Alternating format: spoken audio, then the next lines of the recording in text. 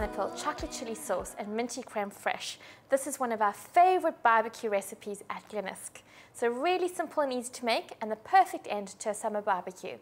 So what you'll need is fresh pineapple chopped into large chunks, chocolate for the chocolate chili sauce, chili of course, and for the minty creme fraiche you'll need finely chopped chiffonaded mint. We've got a video clip to show you how to do that, and Glennisk creme fraiche. So to make the chocolate chili sauce, you start off with a little knob of butter in a glass dish over a pot of simmering water. So this you call a bain-marie. So just put a little bit of water in the pot, not enough to touch the glass bowl, butter in and melt it down. We don't want completely raw chili going in because that won't be pleasant. So very, very finely chopped chili into the melted butter, and that's going to cook for a couple of minutes just to take the extreme rawness off the chili. So we'll leave that there doing its thing. This is a really big hot plate. So pretend that it's your barbecue grill or maybe a non-stick pan at home. Plop the pineapple pieces on here, and the natural sugar and sweetness in the pineapple is going to caramelize and soften the pineapple. The larger you leave the pieces, the easier it is to turn them. So you can see the logic here. You can hear the sizzle. I can already smell the pineapple cooking. Absolutely gorgeous. So like a lot of my recipes, I take inspiration from different countries around the world. I tweak them and I make them my own. So this I suppose will be quite South American in inspiration, because we've got the chocolate chili sauce, will be very South American, and the lovely tropical fruit. So our chili softened up for a minute or so. And into this, we're going to break dark chocolate. So 300 grams of dark chocolate. And by dark chocolate, I mean at least 75% cocoa content. So it's not going to be creamy or milky. It's going to be really dark and quite bitter. And this would be similar to a South American sauce called mole, where you'd use pure cocoa. So it's important when you're melting chocolate and making a chocolate sauce is to do it gently. Because if you do it too quickly, it splits. And you'll get this greasy layer on the top, and your chocolate's going to curdle. It's just not going to work. So once our chocolate has melted slightly, we're going to add a carton of Glennisk cream to the mix. And that's going to create a nice, silky, smooth chocolate sauce for us. So just give that a whirl. That's already melting down. So you've got quite a few things on the go here.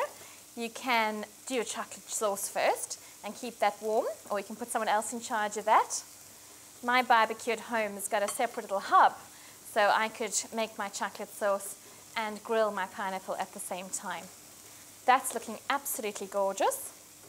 There's nothing like the smell of melted chocolate. A lot of people are concerned, saying, oh, chili and chocolate, that sounds awful. That can't be terribly nice. There's just a lovely gentle heat from the chili. It adds a nice little zing, especially because you cooked it in the butter for a couple of minutes. It's not going to be fiery, fiery hot. So we'll pour in the cream. Now at this point, things can look like they're going a bit pear-shaped, because it can look like your chocolate sauce is curdling. So just be gentle with it. You're always better off doing this at a slightly lower temperature and going a little bit slower.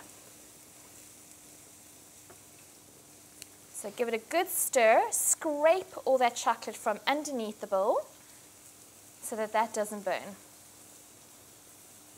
And you can leave this here to do its thing while we check on our pineapple. That's looking great. Lovely color on the pineapple. That's what you want to see, a slightly charred appearance. If your pineapple is a little bit underripe, you might find it beneficial to sprinkle a little bit of sugar on the pineapple, because that will actually help caramelize the pineapple. Fantastic. So just carry on turning the pineapple until all the sides are lovely and brown and caramelized. Very simple and easy to do. So my chocolate sauce is still doing its thing.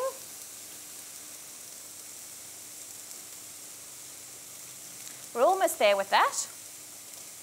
You should be left with a really smooth, homogeneous sauce that's shiny and glossy. Then you know you're on the right track. So we're almost there. Pineapple's got a minute or so to go. Our chocolate sauce is almost done. So I'm going to mix up my minty creme fraiche. This is a perfect juxtaposition to the heat of the chili and the juiciness of the pineapple. So you've got a tub of the Glennis creme fraiche, which has got slightly tart, almost lemony taste to it. Generous quantity of mint, and just mix these two together. Really summery flavor combination. So there we go. You could also put your pineapple on skewers. That makes a nice summer party trick. These are beautifully barbecued. Happy days. So I'm going to pile them on top of a platter, and all your guests can help themselves.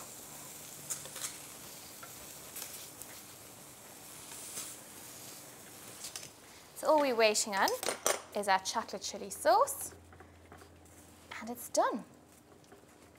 Just a safety tip when you're lifting your bowl from the bain-marie, from the pot of steaming water, is that obviously a lot of steam is going to escape.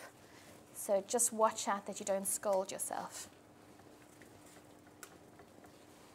So lovely and smooth, glassy, shiny, all the chocolate's melted. There's nothing stuck to the bottom. We're good to go. So be careful with the steam. Oh wow, look at that. Ah, it's a river of melted chocolate.